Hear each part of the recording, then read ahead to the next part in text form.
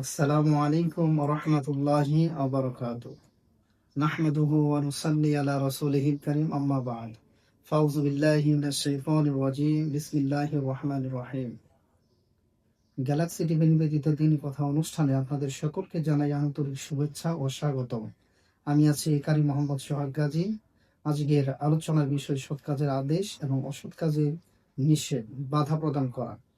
এ সম্পর্কে আল্লাহ রাব্বুল আলামিন বলেন, ওয়ালতাকুম মিনকুম উম্মাতুন ইয়াদউনা ইলাল খায়র ওয়া ইয়া'মুরুনা বিল মা'রুফ ওয়া ইয়ানহাউনা আনিল মুনকার। আল্লাহ রাব্বুল আলামিন অত্র আয়াতে বলতেছেন, সূরাতুল ইমরান 104 নম্বর আয়াত। আল্লাহ রাব্বুল আলামিন বলতেছেন, তোমাদের মধ্যে একটি দল থাকা উচিত যারা মানুষদেরকে ভালো কাজের আদেশ করবে এবং কি মন্দ কাজ থেকে বাধা প্রদান করবে। আল্লাহ রাব্বুল আলামিন বলেন, ওয়া উলাইকা হুমুল মুফলিহুন। আল্লাহ বলেন তারাই হবে সফল কাম।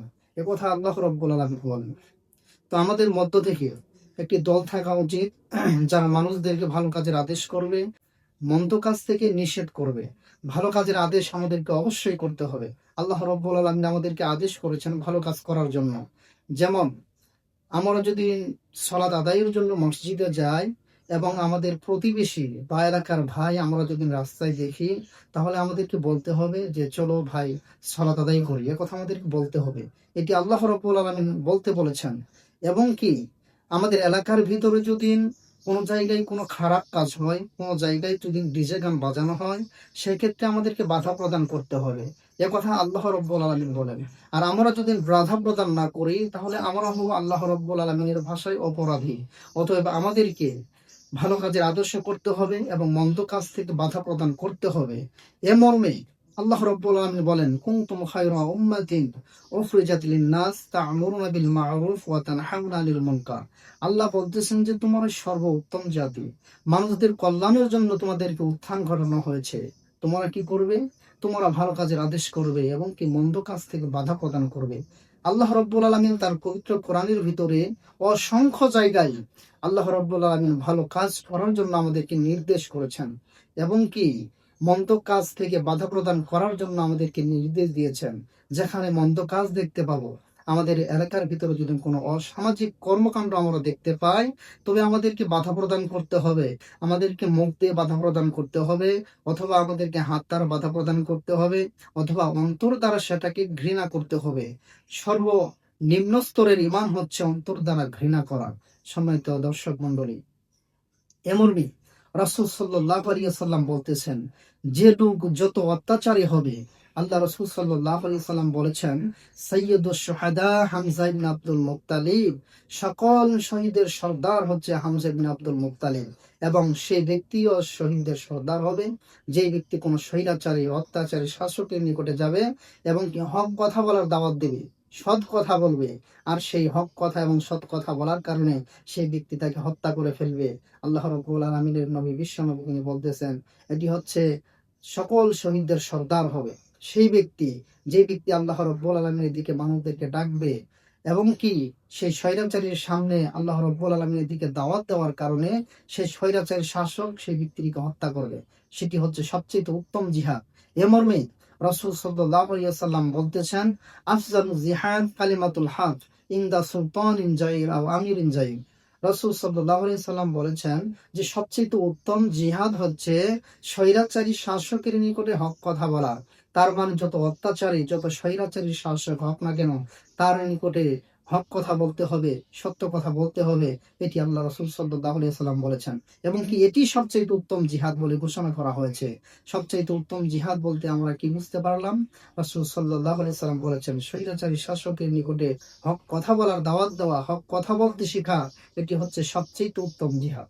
এ মর্মে রাসূল সাল্লাল্লাহু আলাইহি ওয়াসাল্লাম বলতেছেন, আন হুযায়ফা রাদিয়াল্লাহু তাআলা আনহু قال قال النبي সাল্লাল্লাহু আলাইহি ওয়াসাল্লাম, হুযায়ফা রাদিয়াল্লাহু তাআলা আনহু বলেন, রাসূল সাল্লাল্লাহু আলাইহি ওয়াসাল্লাম বলেছেন, আল্লাহর কসম করে আল্লাহর নবী বলতেছেন যে যার হাতে আমার প্রাণ রয়েছে সে আল্লাহ রাব্বুল আলামিনের কসম করে বলতেছি, অবশ্যই তোমরা মানুষদেরকে ভালো কাজের আদেশ করবা এবং কি মন্দ কাজ থেকে বাধা প্রদান করবা। এটি যদি তোমরা না করতে পারো, তাহলে আল্লাহ রাব্বুল আলামিন তোমাদের উপরে আযাব প্রেরণ করবেন এবং তোমরা সেই আযাব থেকে মুক্তির জন্য দোয়া করতে থাকবা। কিন্তু আল্লাহ রাব্বুল আলামিন সেই দিন দোয়া কবুল করা হবে না। কেন দোয়া কবুল করা হবে না? কেননা তুমি মানুষদেরকে সৎ কাজের আদেশ করোনি এবং কি অন্যায় কাজ থেকে নিষেধ করোনি।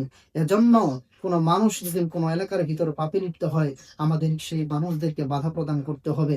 কোনো এলাকায় যদি বাদ্যযন্ত্র বাজানো হয় এবং কি গান বাজানো হয়, সেক্ষেত্রে আমাদের সকলকেই এটি বাধা প্রদান করতে হবে। এ কথাই রাসূল সাল্লাল্লাহু আলাইহি ওয়াসাল্লাম বলেছেন। এবং রাসূল সাল্লাল্লাহু আলাইহি ওয়াসাল্লামের আরেকটি হাদিস থেকে আমরা বুঝতে পারি, রাসূল সাল্লাল্লাহু আলাইহি ওয়াসাল্লাম বলেছেন যে কোনো জায়গায় যদি খারাপ কাজ আমরা দেখতে পাই, তখন আমাদেরকে কি করতে হবে? প্রথম আমাদেরকে হাত দ্বারা বাধা প্রদান করতে হবে। এবং কি হাত দ্বারা যদি আমরা বাধা প্রদান করতে না পারি, আমাদের জবান দ্বারা বাধা প্রদান করতে হবে। এবং জবান দ্বারাও যদি বাধা প্রদান না করতে পারি, তাহলে আমাদের কি করতে হবে? আমাদেরকে অন্তর দ্বারা ঘৃণা করতে হবে। এবং রাসূল সাল্লাল্লাহু আলাইহি ওয়াসাল্লাম বলেছেন, যালিকা আযওয়াফুল ঈমান, এটি হচ্ছে ঈমানের সর্বনিম্ন পর্যায়। আমাদেরকে কি করতে হবে? সর্বশেষ ঘৃণা করতে হবে। আমরা যদি কোনো কাজ না করতে পারি, আমরা যদি হাত দ্বারা এবং কি জবান দ্বারা বাধা প্রদান না করতে পারি, তবে সেই অন্যায় কাজটি আমাদেরকে কি করতে হবে? অন্তর দ্বারা ঘৃণা করতে হবে। এবং কি রাসূল সাল্লাল্লাহু আলাইহি সাল্লাম বলেছেন, এটি হচ্ছে ঈমানের সর্বনিম্ন পর্যায়। সম্মানিত দর্শক মণ্ডলী, অতএব যেখানে আমরা অন্যায় দেখতে পাবো, সেই কাজে আমাদেরকে বাধা প্রদান করতে হবে। এটি রাসূল সাল্লাল্লাহু আলাইহি সাল্লাম বলেছেন। এবং কি মানুষদেরকে সৎ কাজে আদেশ করতে হবে এবং কি অন্যায় কাজ থেকে নিষেধ করতে হবে। আমি নিজেকেও আমল করতে হবে। আমি নিজে যদি আমল না করি, আমি নিজেই যদি অন্যায় কাজ দেখে বাধা প্রদান না করি, আমি যদি নিজেই অন্যায় কাজ করি, তাহলে রাসূল সাল্লাল্লাহু আলাইহি ওয়াসাল্লাম বলেছেন, সেই ব্যক্তি হলো, সেটির নেই একটি মোমবাতি নেই, যে মোমবাতিটি নিজে মানুষদেরকে আলো দিয়ে নিজেকে জ্বালিয়ে যে মোমবাতি আলো দেয়, সেটির উদাহরণ হচ্ছে রাসূল সাল্লাল্লাহু আলাইহি ওয়াসাল্লাম বলেছেন, সে আলেমের মতো, যে আলেম শুধু মানুষদেরকে বলে কিন্তু নিজে কাজ করে না, নিজে ভালো কাজ করে না, অথচ মানুষদেরকে ভালো কাজের আদেশ করে মন্দ কাজ থেকে বাধা প্রদান করে। এই আলেম সম্পর্কে রাসূল সাল্লাল্লাহু আলাইহি ওয়াসাল্লাম বলেছেন, কাল কিয়ামতের দিন আল্লাহ রাব্বুল আলামিন সেই আলেমদেরকে জাহান্নামের আগুনে পোড়ানো হবে।